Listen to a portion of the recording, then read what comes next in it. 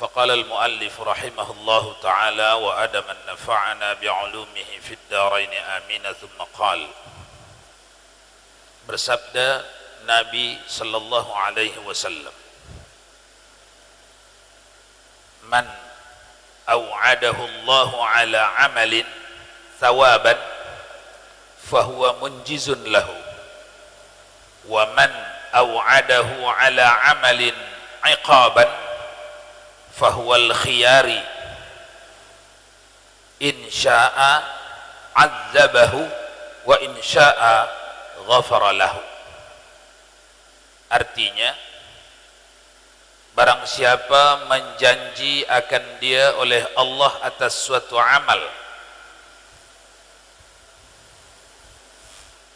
akan balasan, maka yaitu menunai baginya. Dan barang siapa menjanji ia akan dia atas amal yang maksiat akan azab, maka yaitu dengan khiyar. Jikalau menghendaki ia, niscaya menyiksa ia akan dia, dan jikalau menghendaki ia, niscaya mengampuni ia akan dia. Tuan-tuan, ini bahagian daripada i'tiqad ahlus sunnah wal jamaah, seperti telah kita bincangkan sebelumnya, bahwa wajib kita beriktikad bahwa kalau kebajikan yang kita kerjakan, dalam iktikad kita itu pasti dibagi Allah pahalanya, pasti diberi Allah pahalanya, macam yang dijanjikan di dalam Al-Quran dan Sunnah. Di dalam banyak ayat Quran, di dalam banyak hadis-hadis sahih, dijanjikan pahala-pahala bagi kebajikan, bagi amal saleh. Apa salahnya kalau tidak diberikan Allah pahala tadi? Jawabannya, amatlah rendah Allah apabila tidak memberikan kebajikan. Karena kebajikan itu nikmat yang disukai orang ni. Sesuatu yang disukai orang berhajat ini tak dapat diberikan bos. Bos itu bos yang lemah, dan itu mustahil ada pada Allah. Oleh karenanya, ittifaq ahlus sunnah wal jamaah dalam mengiktikadkan semua peristiwa amal-amal saleh bila dikerjakan sesuai dengan syarat dan rukun yang ditetapkan dan disebutkan janjian pahalanya seperti ini, mereka akan mendapatkan. Karena kalau diiktikadkan ada yang tidak mendapatkannya, maka lemahlah Allah, dan mustahil dalam i'tiqad kita Allah lemah dalam memenuhi apa yang diharapkan hamba. Mustahil. Jadi tidak ada yang pahala yang terlalu banyak. Ini terlalu banyak, ini mampu tak Allah bagi? Tidak ada. Tidak ada itu. Siapa yang bersedekah di bulan Ramadan, Allah lipat 700 kali ganda. Maka kalau kita pergi umrah di bulan Ramadan di Mekah, beribu manusia bersedekah kepada manusia yang beribu. Ini harus berlipat 700 kali lipat. Dalam i'tiqad kita tak satu pun, kalau mereka jalankan syarat-syarat sedekah, memberi atas nama Allah, menuntut ridha Allah, tidak riya, tidak takabur, tidak sum'ah, mereka jalankan syarat-syarat sedekah, dalam i'tiqad ahlus sunnah, mereka dalam i'tiqad kita wajib, mesti, pasti mereka mendapatkan pahalanya seperti yang dijanjikan Allah. Itu yang kita baca tadi. Man wa'adahu Allahu ala amalin thawaban fahuwa munjizun lahu. wa man au'adahu ala amalin iqaban fahuwa bil khiyari in syaa'a azzabahu wa in syaa'a ghafara lahu. Siapa yang menjanjikan Allah suatu amal akan balasan kebajikan, maka pasti menunaikan Allah. Dan siapa yang menjanjikan Allah akan amal maksiat itu ada azabnya, ada siksanya, maka atas Allah bil khiyar. Kalau Allah mau mengazab seperti yang dijanjikannya, akan diazab. Kalau Allah mau mengampuni, tidak dikatakan Allah menyalahi janjinya, karena pengampunan lebih tinggi daripada mengazab. Macam mana? Mau dia duduk di dalam? Mau? Atau meronta dia? Tidak. Tak meronta. Kalau meronta jangan diam, tanyakan. Kemudian dan dijawab daripada i'tirad. Silakan baca Ustaz Haji Abdul Salam. Tafadhal ya Syekh.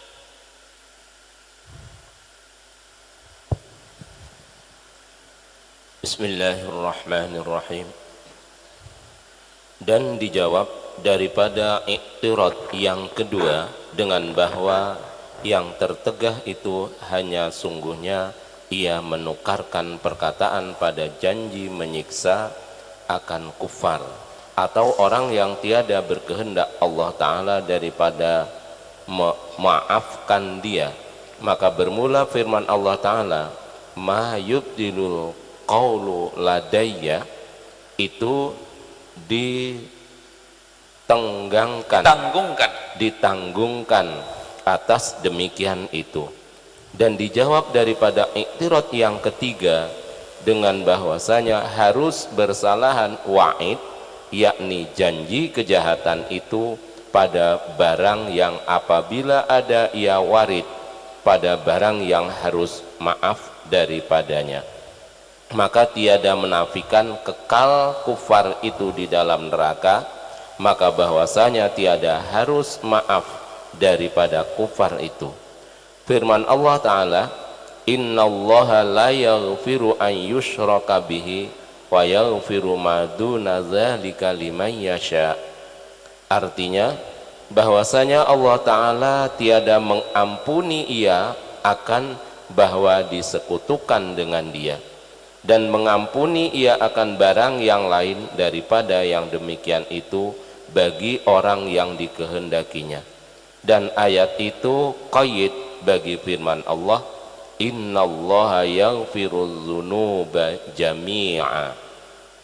Artinya bahwa Allah Ta'ala mengampuni ia akan segala dosa sekaliannya, dan telah menjalani oleh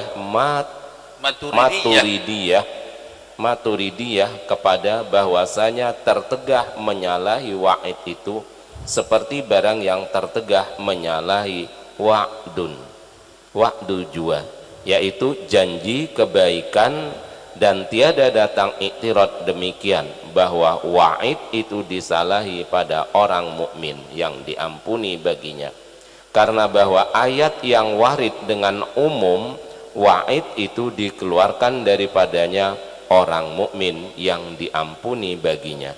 Sudah. Ada tadi i'tiqad kita di atas, i'tiqad ahlus sunnah, siapa yang mengamalkan amal saleh sesuai dengan syarat-syaratnya, bila disebutkan Al-Quran atau hadis pahalanya pasti dia akan dapat. Siapa yang mengerjakan amal kejahatan, bila disebutkan Al-Quran atau hadis siksanya, seperti contohnya siapa yang tinggalkan salat fardu satu kali dengan sengaja, tapi dianggapnya kewajiban pada dirinya, tapi berani tinggalkan dengan sengaja, dimasukkan ianya ke dalam neraka 500 tahun. Ini kan wa'id, janji kejahatan, keseksaan, janji seksa. Tadi kita dalam i'tiqad wajib didapatkan seseorang kalau itu pahala, jaiz didapatkan seseorang kalau itu siksa. Bisa diazab Allah 500 tahun di neraka karena meninggalkan satu salat, bisa tidak, puni. Lalu datang soalan, kalau begitu Ustaz, ini kepada faham ahlus sunnah wal jamaah, datang tudingan dulu di zaman hidupnya Abu Hasan al-Asy'ari rahimahullah, kalau begini Tuan Imam, berarti orang kafir pun tak kekal lah dalam neraka,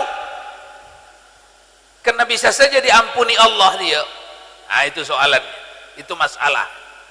Jawabnya ayat yang dibacakan Ustaz Haji Abdus Salam tadi, innallaha la yaghfiru ayyushraka bihi syai'a. Mana tadi? La yaghfiru ayyushraka bihi wa yaghfiru ma duna dzalika liman yasha. Ayat ini menolak orang kafir jangan disamakan dengan orang yang dimasukkan ke neraka lantaran dosanya. Muslim berdosa dimasukkan ke neraka, ada yang dihukum setahun, 2 tahun, 3 tahun, seterusnya. Ini tidak sama dengan kafir yang tidak mengakui ketuhanannya Allah subhanahu wa ta'ala. Tidak sama. Kenapa? Karena ayat ini menceritakan la yaghfiru ayyushraka bihi syai'a. Allah tidak mengampuni orang yang mensekutukan Allah dengan yang selain Allah.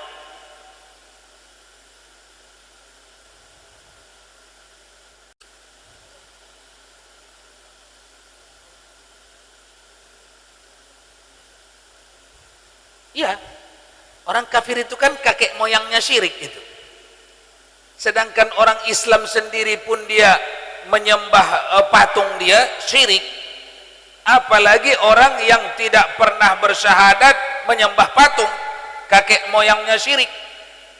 Syirik artinya mengakui yang menciptakan langit dan bumi ini Allah, tapi mengakui juga mengurus yang lain, mengurus udara, mengurus rezeki, mengurus apa selain Allah. Itu syirik.